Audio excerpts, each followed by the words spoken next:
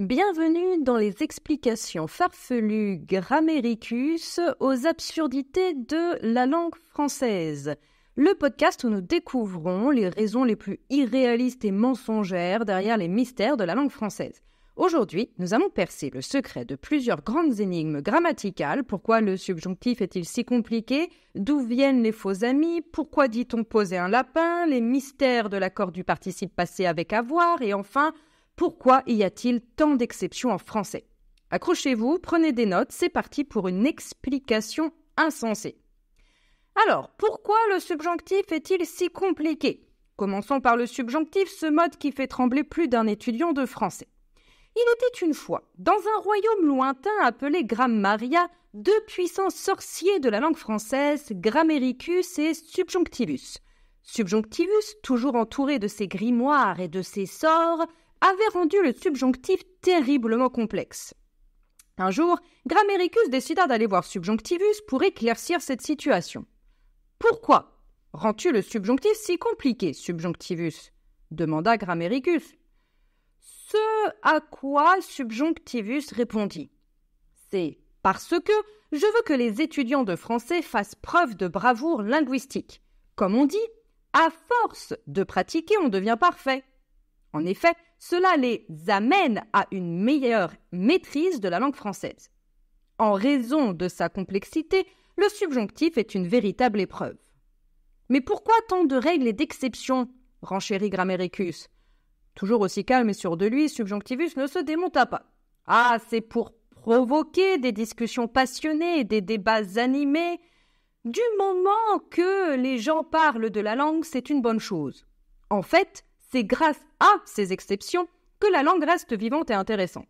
Ces règles, d'autant plus qu'elles sont nombreuses, entraînent des situations cocasses.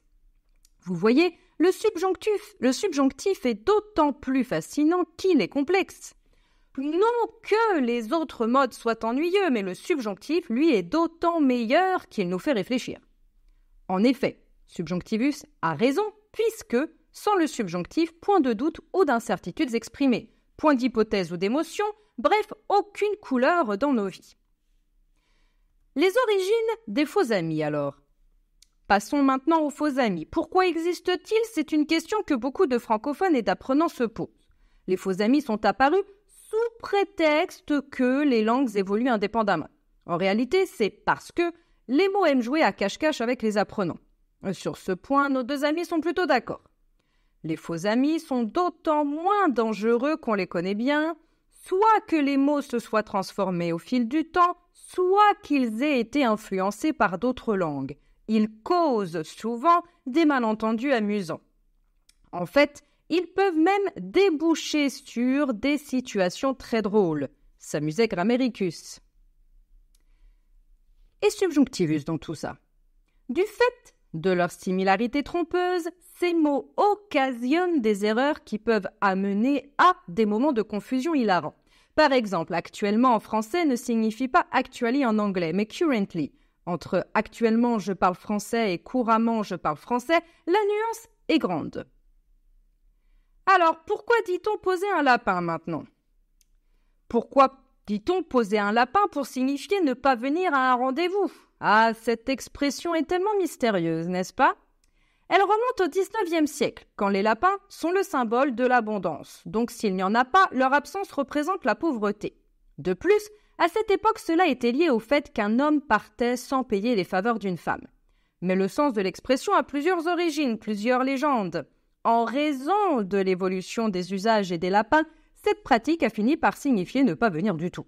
Non que les gens aient réellement posé des lapins, mais c'est devenu une expression populaire grâce à son caractère imagé. En fait, le lapin est devenu un symbole d'absence. Passons au mystère de l'accord du participe passé avec avoir, un long podcast que j'ai fait il n'y a pas si longtemps que ça. Et qu'en est-il alors de cet accord? Voilà une règle qui cause bien des soucis aux apprenants. Le participe passé s'accorde avec le complément d'objet direct, mais seulement si celui-ci est placé devant le verbe. Cela a été établi pour compliquer la vie des étudiants de français, bien sûr. Grammairicus et Subjonctivus, qui nous ont posé un lapin en point précédent, nous rejoignent pour celui-ci. Notez au passage que nous ont posé le participe ne s'accorde pas. Grammairicus confirma, En effet, ces règles conduisent à des situations cocasses et des erreurs charmantes. Par ailleurs, cela nous donne des occasions de pratiquer encore et encore. Étant donné la complexité de cette règle, les étudiants doivent redoubler d'attention. Subjonctivus se positionna avec plus de scepticisme. À force de pratiquer, on finit par comprendre l'accord, mais certainement pas son importance. Quand je pense que sous prétexte que je suis complexe, on ne cesse de m'accabler alors que beaucoup de professeurs survolent l'accord du participe passé, étant donné qu'il leur reste un soupçon de compassion pour leurs apprenants. Elle a bon dos, la critique. Vu la complexité, il est vrai que nous serions en droit de nous positionner en faveur de subjonctivus. Quitte à choisir, autant choisir le moins pire. Mais alors, pourquoi y a-t-il tant d'exceptions en français? C'est une question que beaucoup se posent. Les exceptions existent surtout que la langue française est vivante et évolutive. Ce n'est pas que les règles soient insuffisantes, mais elles sont d'autant mieux comprises avec des exceptions.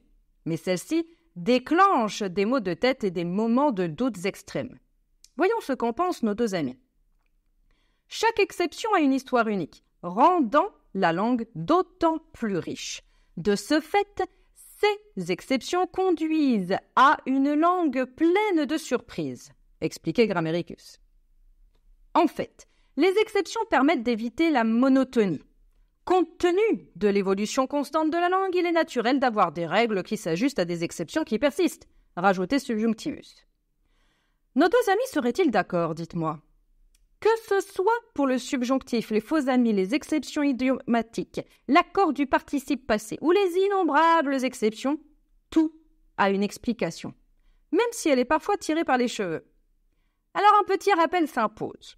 Pour une cause neutre et objective, vous utiliserez parce que, comme ou car c'est bien de la cause dont il est question ici, et de l'explication. Parce que, introduisant la cause en fin de phrase et suite à la fameuse question « pourquoi ?». Il en est de même pour car en fin de phrase et surtout écrit. Alors que comme introduit toujours la cause en début de phrase et met l'accent sur une circonstance connue de tous.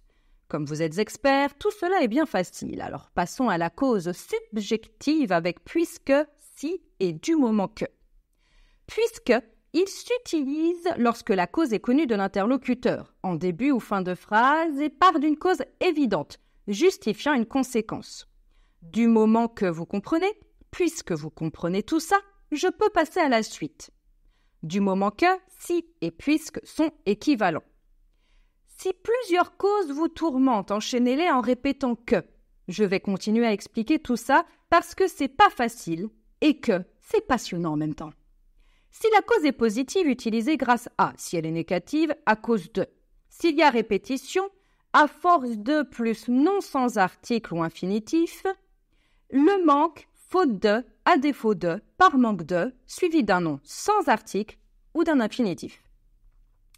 Toujours suivi d'un nom sans article, nous avons pour. Il indique un motif de récompense ou punition. Et par, qui indique que le sentiment ressenti est le moteur de l'action. Je suis condamné pour torture grammaticale, mais j'agis par amour pour mes apprenants. On notera que pour peut être suivi d'un infinitif passé, pour avoir torturé. Si la cause est fausse, sous prétexte que ou de, vous aidera, et si celle-ci a un effet physique, de suivi d'un nom sans article suffira. Sauter de joie, c'est plutôt simple, non? Et si on veut renforcer cette cause ou la rejeter, ou encore la mettre en relief? D'autant plus que vous aidera à la renforcer positivement, d'autant moins que négativement, d'autant mieux, meilleur que, comme vous le savez déjà, renforce bon et bien. Ces règles, d'autant plus qu'elles sont nombreuses, entraînent des situations cocasses. Le subjonctif, lui, est d'autant meilleur qu'il nous fait réfléchir. Les faux amis sont d'autant moins dangereux qu'on les connaît bien. Surtout que vous êtes des experts en langue française. Surtout que est utilisé à l'oral. Et on a dit qu'on pouvait aussi la rejeter, cette cause. Ce n'est pas que je veux rejeter la cause, mais elle est tout de même complexe car riche en possibilités en français. Je crois que je préfère la mettre en relief. Si elle existe, c'est parce qu'elle est utile. Non qu'elle soit à utiliser H24, mais la langue française a beaucoup d'explications à donner. Connaissant la langue française, elle a enrichi la cause pour varier les explications pour chaque exception. Le participe présent exprime la cause et insiste sur la circonstance, connaître la langue ou l'état. En voulant, gérondif, faire compliqué, elle s'est vue obligée de s'expliquer. Compte tenu de l'imbroglio dans lequel elle s'est mise, elle devra en répondre devant la justice. En raison de la technicité du procès, plusieurs causes sont attendues. Mais c'est sans compter sur l'intelligence des apprenants de français qui, ayant compris que la langue française ne donnait que peu d'explications logiques à ces absurdités, ils continuèrent à écouter ces podcasts.